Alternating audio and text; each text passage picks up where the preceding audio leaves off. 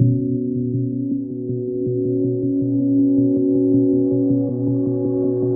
guys, Andy Forest Dean running here out in the beautiful Forest Dean.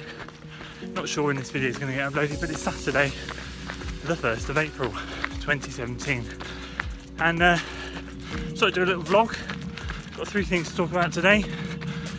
Number 1, I'm working on form. Number 2, I'm working on how to drink during my long runs. And number 3, how I'm going about increasing my weekly mileage. So let's start off with number 1, form. Like a lot of people, I fade during the end of a race. Not quite so much in a half marathon, maybe the last mile, but especially the 20 miler, Gloucester Marathon last year, I realised it's quite a big problem of mine, something I need to work on. So the last 3 weeks I've been going out thinking about my form on these long runs. I'm on an 18 miler today, done 12 so far, every half mile, checking in mentally, going right, am I up straight, am my arms swinging, are my feet getting enough back swing, like are my legs coming up a lot at the back. Because interestingly, a couple of weeks ago James, who you've seen on the channel, was running behind me in a workout and he said, mate, you don't have a lot of backswing on your legs. You really need to work on making those feet hit the ground, sliding away, pushing off, and letting your heels come up a bit more. If you ever watch the best runners, their heels almost come up to their backsides. So I thought to myself, okay, definitely something to work on. And since I've been doing that, my efficiency has been amazing. I also have problems with my cadence. It's not a problem, but I am 6'6", 6'7", close to 6'7" to 6'6". I work at a computer all day, and my back is terrible. So I have to, I'm just thinking about everything a bit more. Working on my core a bit, 3 times a week now, little routine, and thinking of form. So that's the number 1 thing I'm trying to do. Check in a little bit more mentally with it, make sure I'm being efficient. And when I get to the latter stages of my long run, like today, mile 15, 16, 17, 18, making sure I continue with that good form. Number 2, I'm trying to work on drinking. My guts are terrible when I run. I get a really bad stitch if I take any form of fluid. And even with gels, if I'm going downhill in a half marathon, I really struggle. I Forest Dean half marathon a couple of weeks ago, took a gel, flew downhill, got the worst stitch ever for about half a mile. I just had to do some real deep breathing and just keep telling myself it'll go.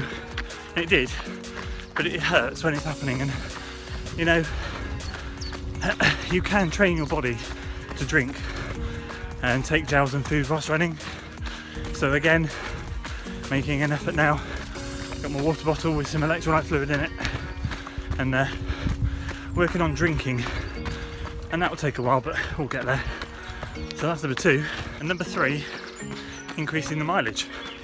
If you haven't already seen my video blog on this topic from Saturday or Sunday, whenever it got uploaded, there'll be an annotation at the end of this video. Just click to it on my top 4 tips on how to increase your mileage and stay injury free. That's exactly what I'm doing at the moment. So I've always been a 40 to 45, that's a lie, 35 to 45 mile a week runner. I want to get up to 50. I ran, in my peak of my Gloucester Marathon training last year, I ran 60, and in this winter batch now I topped out at 47 or 8, so I'm close.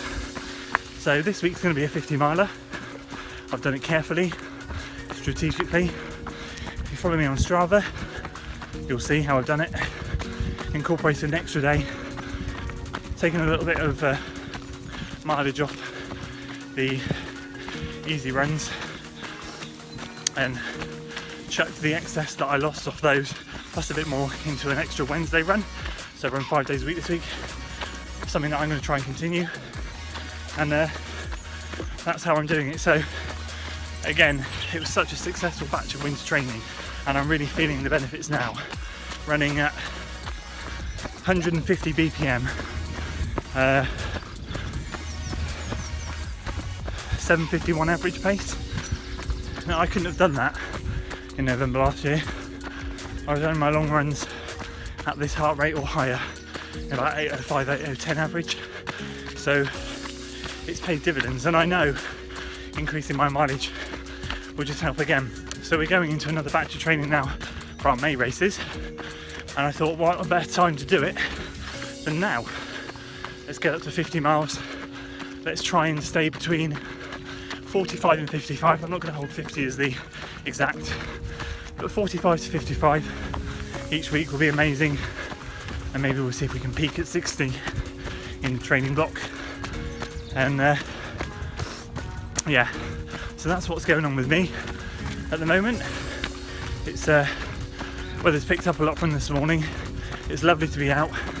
I don't get up at 5:30 every Saturday morning to get out the door for 7 for no reason. It's stunning coming out and really enjoying my running. Just a quick question that I had last week on Facebook. If you're training for a 10k, which I said in my last video blogger was, why are you still running such long runs on the weekend? Well, purely and simply, I love running and I love my long runs.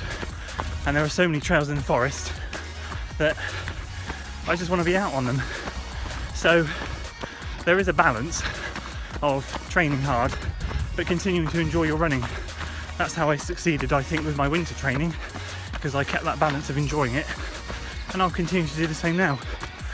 So that answers that question. Anyway, thank you so much for listening to me ramble on about my 3 things I'm working on at the moment, and I'll catch you guys next week with another video blog or training video, whatever it might be. If you like this video, please give it a like, share, subscribe. Follow the journey into the May races, and I shall see you next time. We shall carry on with our journey.